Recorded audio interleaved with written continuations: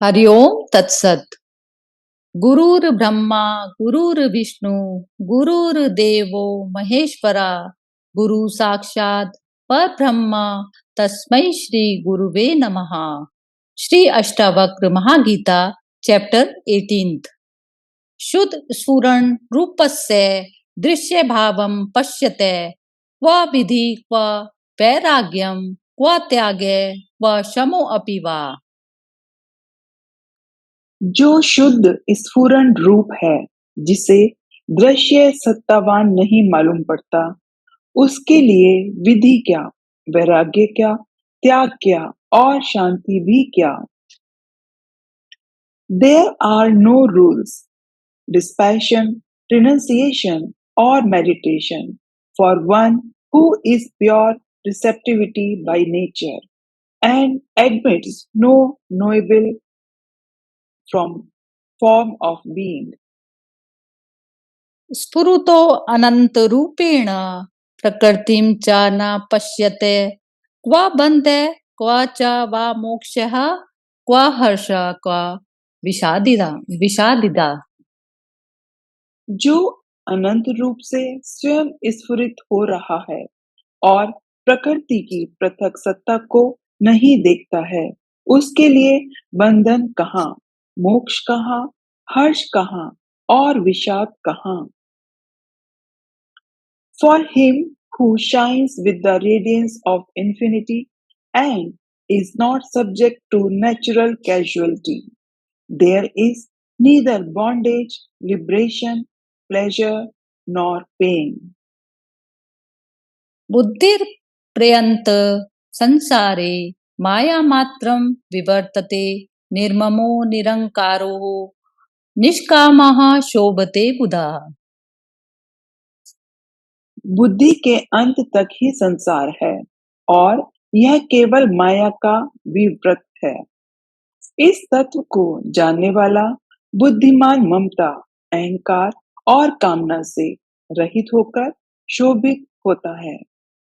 Pure evolution regains in samsara, which will continue until self-realization.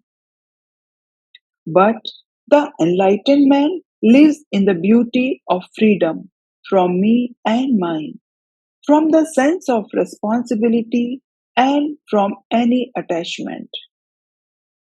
अक्षयं गत्सन्ताप मात्मानं पश्यतो मुने क्व विद्या च क्व वा विश्वं व देहो अहं ममेति वा। जो मुनि संताप से रहित अपने अविनाशी स्वरूप को जानता है, उसके लिए विद्या कहाँ और विश्व कहाँ, अथवा देह कहाँ और मैं मेरा कहाँ। For the seer who knows himself as imperishable and beyond pain, there is neither knowledge, a world, nor the sense that I am the body or the body mine. निरोधादीनि कर्माणि जहाति जड धीर्यादि मनोरथान प्रलापांच कर्तुमाप्नोत्यत तक्षणात्। जड़ बुद्धि वाला यदि निरोध आदि कर्मों को छोड़ देता है, तो अगले क्षण बड़े बड़े मनोरथ बनाने और प्रलाप करने लगता है। No sooner does a man of low intelligence give up activities like the elimination of thought than he falls into mental chariot racing and babble. मंदे श्रुत्वापि तत्वस्तु न जहाति विमूढ़तां निर्विकल्पो बहिर्यत्ताद् अंतर्विषय लालसः। अज्ञानी तत्व का श्रवण करके भी अपनी मूर्ता का त्याग नहीं करता। वह बाह्य रूप से तो निसंकल्प हो जाता है, पर उसके अंतर मन में विषयों की इच्छा बनी रहती है। A fool does not get rid of his stupidity even on hearing the truth. He may appear outwardly free from imaginations, but inside he is hankering after the senses still. ज्ञानात् गलित Karma यो लोक दृष्टायापि कर्मकृत नान्योत अवसरम कर्म वक्तुमेव न किंचना। ज्ञान से जिसका कर्म बंधन नष्ट हो गया है, वह लौकिक रूप से कर्म करता रहे, तो भी उसके कुछ करने या कहने का अवसर नहीं रहता, क्योंकि वह अकर्ता और अवक्ता है।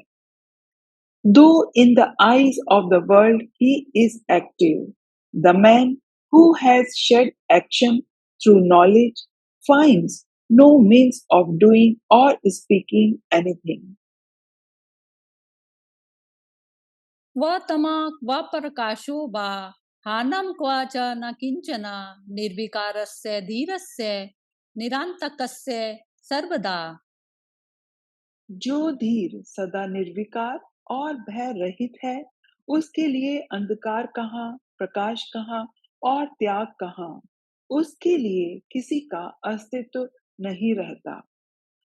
For the wise man who is always unchanging and fearless, there is neither darkness nor light, nor destruction, nor anything.